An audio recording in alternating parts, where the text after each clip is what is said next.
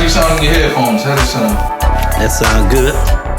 You need up or down? So I'm really looking forward to getting into it, to your career, to Music Speaks to Me. So thank you for taking a minute out. And if I didn't mention already, I'm in Kansas City, Missouri, in one of the Right, creative so, right. Yeah. Well, Shout out to your audience. yeah. Well, hey, man, it's great to have you in the fold. Let's get into it. I want to begin before we get into your music in America today and everything that's going on. 6 years ago, this pandemic changed our lives. So much about what we were It doing. sure did. It sure did. How did you make it through that time period as a musician, and how has it changed you? I didn't. I didn't make it through.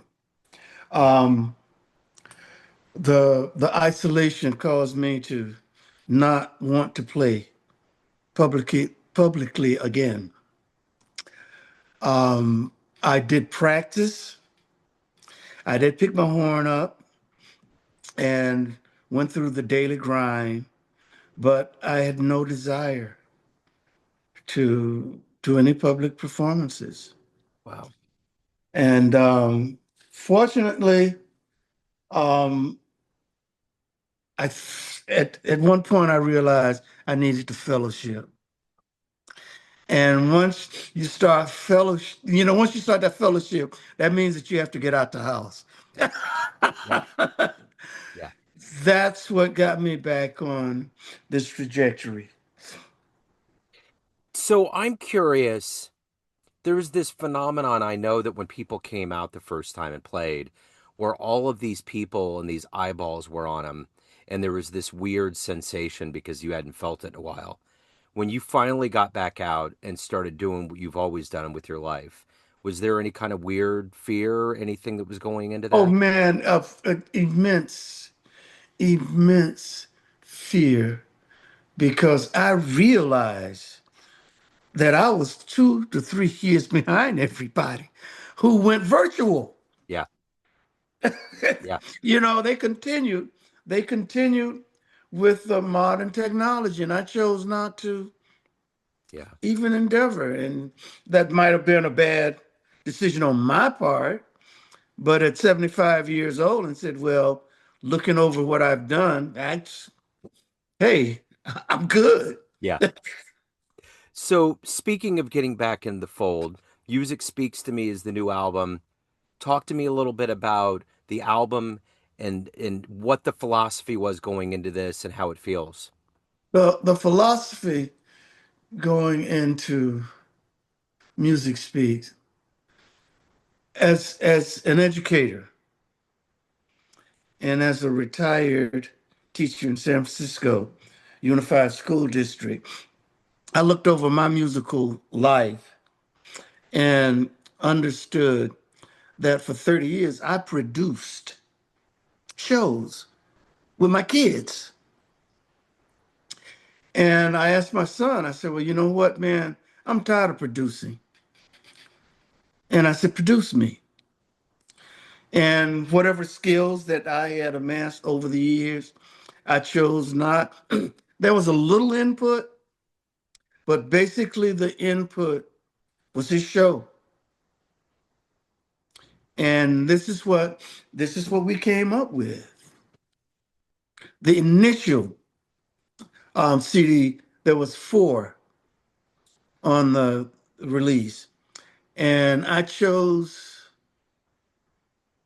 wait a minute, I don't think we really got any decent representation.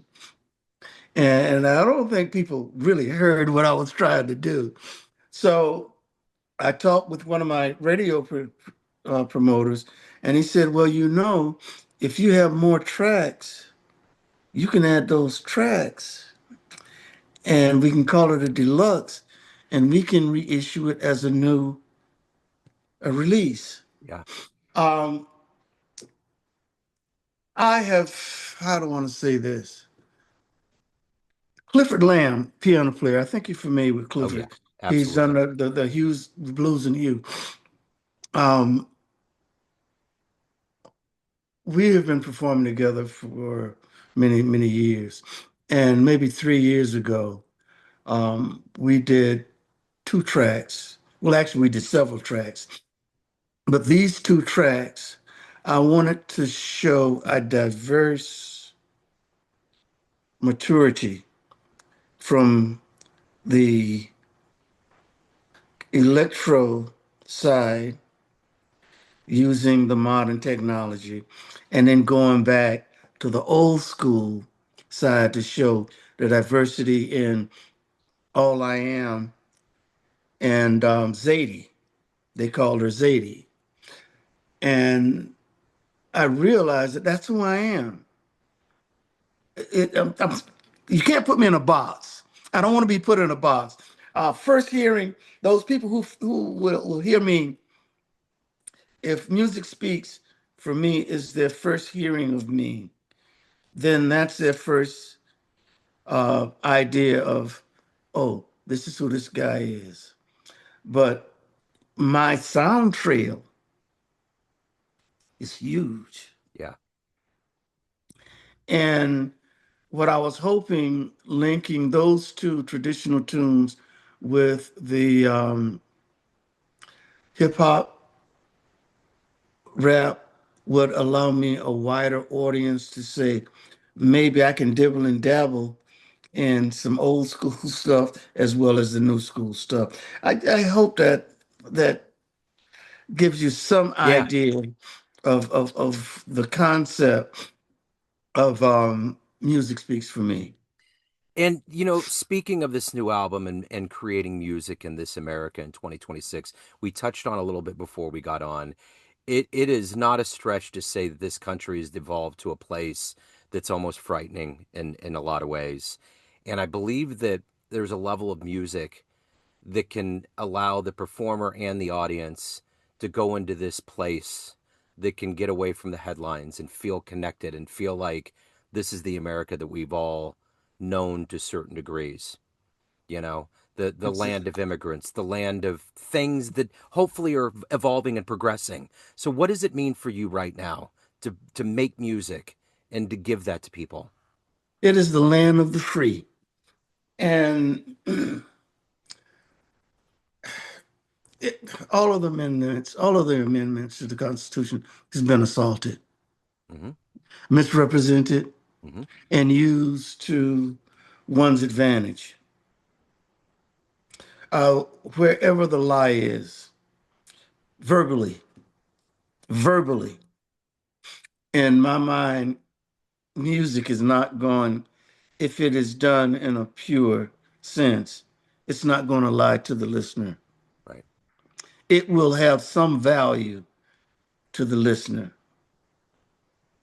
And to answer the question, that's what music speaks for me is all about. Bringing that old school stuff, talking about parties, the Mac, talking about parties and how parties used to be so nonviolent. Everybody from great great grandmother to great great grandfather to the youngest child would just be out with a smile. And we've forgotten that. We're constantly looking over our shoulders. Why? I don't, we know why, but that's for another conversation. But music speaks for me. Hopefully, I wanted to address the environment. I wanted it to go into those districts where there's strife, there's indifference, and then there is honesty and prosperity. And those districts needs to know, hey, I hear you, see you. Yeah. So Yeah. I dig it. Let's go back to your beginnings. How did this journey into music? How did it all take fold? How did it happen? oh man, as Gregory Porter said, I was baptized in music. My mother was a piano player who traveled from church to church every Sunday, performing with different choirs. My older brothers had the task of being shotgun for her. And then when I'm 6 years younger than my eldest brother, which means I had that chore by myself when the other three could share it. So every Sunday, I would be out there with mom. And I got to the point to where, I wanted to be playing ball and everything and being with the boys, that I would just sit out in the car. And I noticed something that I didn't realize later, that everyone in these churches, when they walked by her, they would touch her. I didn't realize what that gift was at the time. It was a thank you. It was whatever my week was, the music that I heard allowed me the freedom of stress, and I'm able to normalize and start this next week. Yeah. That's what my music is all about. Yeah. And everybody's not going to like it. Everybody's not going to see it as being significant, but in my presentation, there's going to be something there's going to be something that's going to resonate. Yeah. And when that resonation hits, then I am successful. I brought joy, or I brought some type of enlightenment to that listener's ear. Good, bad, or indifferent. Yeah. Right. So there it is, bro. I There it love is, it. man. Who were some influences early on? Who were you listening to? Who shaped the way, consciously or subconsciously, you were going to approach your career? My my circle of three, and I swear by my circle of three: Clifford Brown, Miles Davis, Lee Morgan. Wow. Any given day, any given day, either one of those can be number one. I chose, I chose to pattern my vision and mission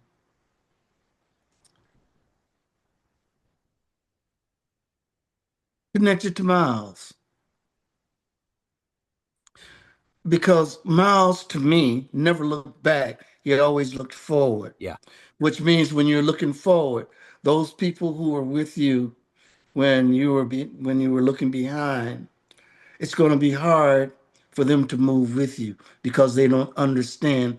You have given them a piece of serenity, and now you're breaking that serenity by moving forward and playing today's music.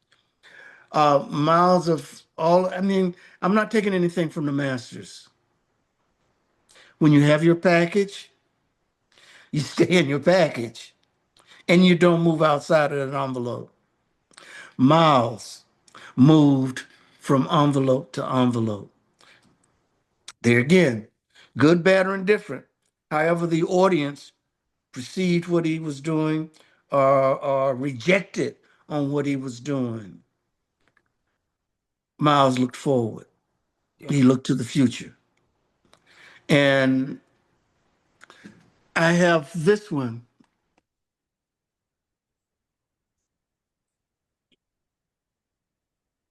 This one. I Yeah. don't know. Can you see it? Yes.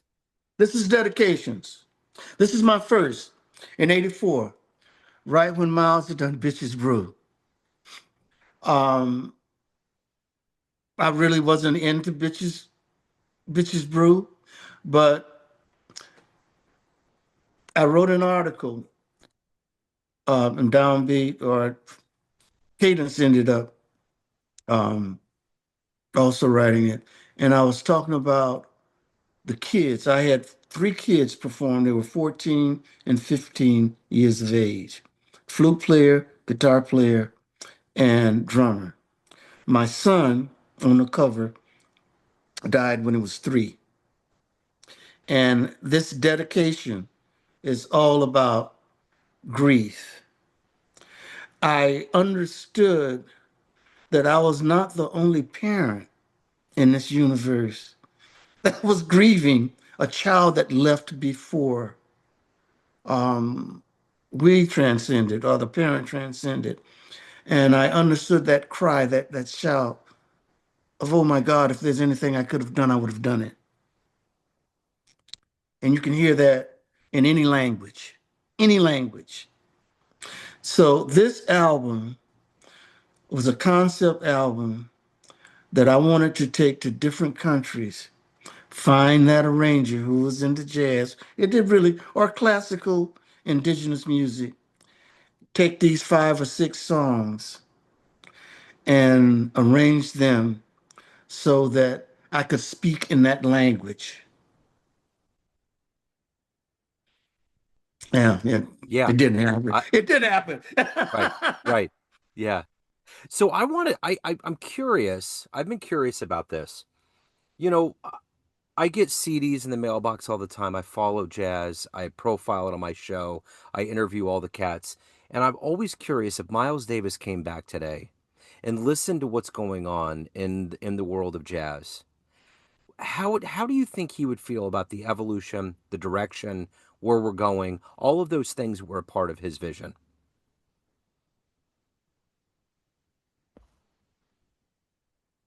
As an innovator and someone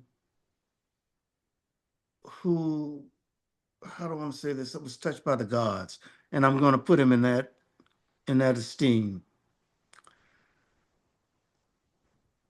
I think he would have found a way to move it to incorporate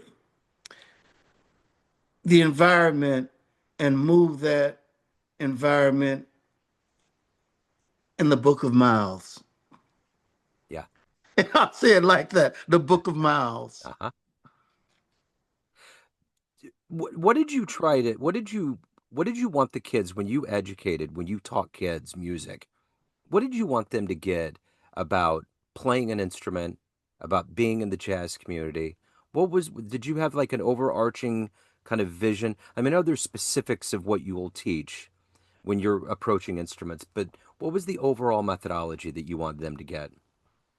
The overall methodology that I wanted them to get was you are. You are the present, the future, and the past. And wherever your mindset, wherever your maturity at that point, I wanted to bring out the truest, the strongest personality. Well, my thing is attitude, knowledge, and skill. That's what I wanted to bring out in each one of my students. An attitude that allowed them to search a skill that they could use forever. And the knowledge basically is knowing what you're doing. And basically, that was my methodology. And if I could get that through my special kids as well as my gifted kids, and if I could bring my special kids up to where my gifted kids were in musical skill, then I consider myself, or I consider them the beneficiary of education. They have been educated because once they go back to their community, however they are fed information, that's out of my control. But when I get a chance to feed them information, it is not about you're special. Yeah. You have the ability to do whatever you want to do, or even gifted. Even I mean, it was the same communication to that diverse learning experience of kids. And the you are special was that motivation. So I Yeah. I dig it. So with your top three, those legendary performers were the bedrock of this jazz community. And I think that's been kind of the strength of this music is the community. What have you yes. loved the best about being a part of this jazz community? What makes you love it more and more as the years go by? when I find that person, when I'm performing and I'm looking out into the audience and I see that person squirming in that chair, I can see the indifference. Whatever had happened earlier, however the week was, the the confusion, the chaos that's in the moment. And I have that time to exchange with that person, being able to play that person to rest and allow that person to come up. And many of them will come up and say, boy, I had a real bad week. Boy, I had a real bad day. I just broke up, but your music relieved me of all of that. That's my motivation. Yeah. And I'm sorry. Yeah, no, you're good. You're good. I'm sorry. And you know that's my motivation. Yeah. And that's my motivation to all I am. Al Jarreau and George Benson did a vocal version of that song that it grabbed me when I heard it. The line that really grabbed me was that if I could fly through the universe with a wand, I would make you the queen of the land. I'm paraphrasing. Yeah. In playing that, the queen of the land is humanity. That's my queen. And if I can touch my queen, humanity, with that wand and hopefully bring light, bring justice out of chaos, um, healing out of just healing, spiritual, mentally, medically, I'm good. Yeah. Yeah. I'm So good. so when you look at your career, you've educated, you've played, you've produced, you came back at it after COVID, honored your son. There's been so many parts of your career.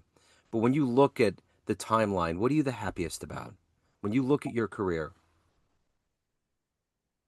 I stayed true to form. Um, I was able to, I've always been independent. So I've never bowed down. Um, I've been able to keep my integrity. I have been able to speak my truths. And when those truths came back at me, I was able to critically deduce and come up with a plan that was not toxic. Um,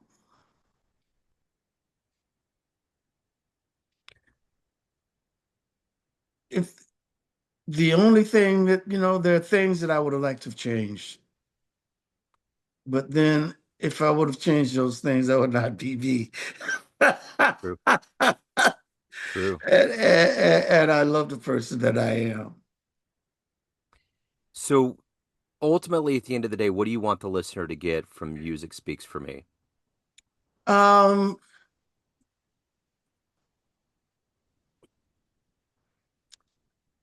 the connection that there is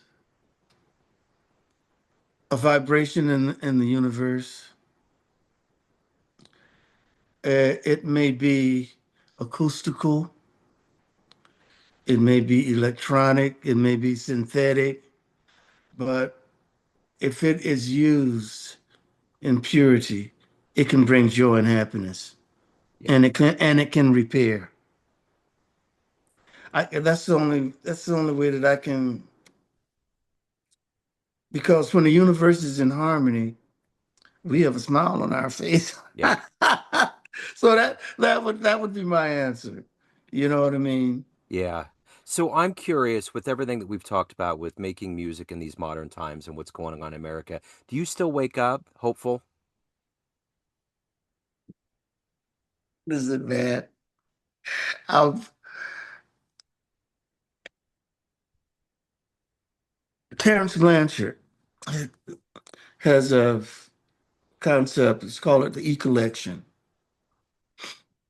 and he's using a processor on his trumpet. I wake up every day getting into a processor, trying to understand how to get that celestial sound. And if I can manipulate that through electronic means, with an acoustical mindset, without disturbing, without disturbing the vibrations, that's what I'm hopeful Yeah. for. And trying to find that sound that is that celestial sound. Yeah. I don't know if that it. I mean, many others have done it. Sure. You know, many people, many musicians have done it.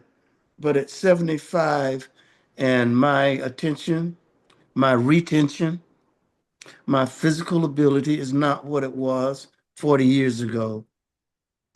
I'm going through whatever I'm going through at my age, and I'm enjoying doing it. Yeah. That's what I'm hopeful for. Dig it. I love it. So if anybody wants to pick up the new album, any of your It's, where do they go? they can go to CD Baby or all of the platforms. Okay. Right on. Wait a minute, hold tight. Yeah. This one, I need you to play it. I love that album. I love that album. I put it in and I was like, this is one of those albums where you're like, it's another level. And as you said, and I really appreciate it because you did add another hat when you said producer. Yeah. This one, I was the executive producer of, It's amazing. and I don't know how much time I have. You got Uh, time. you know, when you're wearing all those hats, many times when you get to the recording session, you're constipated. I was constipated. Musically constipated Yeah. because, when you're taking the one hat off and putting another hat on, up to the entire mindset, the entire consciousness changes. And Emoji, we lost two guys within a month, Kamal and Bird, through to pancreatic cancer. Yeah. When we finished this CD, we were so glad that we finished it that we didn't know what to do, how to market it, whatever. I finally decided, I said, well, I'm gonna try a little something different. I'm gonna go with a radio promotion. Yeah. And I've done some things with Lisa Reedy and also Powder Finger with David Avery. So there's multiple things going on. But thank you. I love it. Thank you for saying what you said about emoji because it is spiritual to us. Oh, it's beautiful. It like I said, I get a lot of recordings in the mailbox, and when I put that in, it was a different level than I'm used to with modern jazz. Oh, look, man, I appreciate that. We we hit the jazz charts at 252. As of last week, we were at 82. Wherever the needle drops, I'm appreciative. And as long as true masters of the art, and you are masters of the art because the audience that you reach out to, you are able to say, I have something to present to you. Absolutely. And I have to thank everyone who will say, God, this offering is, check it out. Yeah. Yeah, well, I'm going to make sure it's going to be in front of people because it immediately arrested me once I got in there. I mean, it was one of those moments where I was like, what is this? Like What? Yes, yes, yes. it just hits you. But it's beautiful. It's the concept was, it's a multi-personality because every one of us at least contributed one tune. Yeah. So it's not mono-personal, it's multi-personal. Yeah. And if one can pick and choose where their personalities where their personality is at that point, there's going to find a tune that they can buy into. Guaranteed. Well, I will be sure to profile your album on the program, and this album it's in the hopper. So I'm looking forward to getting this wonderful music out there. We're hitting the ground running in 2026, so we're in good shape, man. Thank you, bro. Thank you, brother. Yeah. Man, I really appreciate it. Thank you, man. Yeah. Neon Jazz.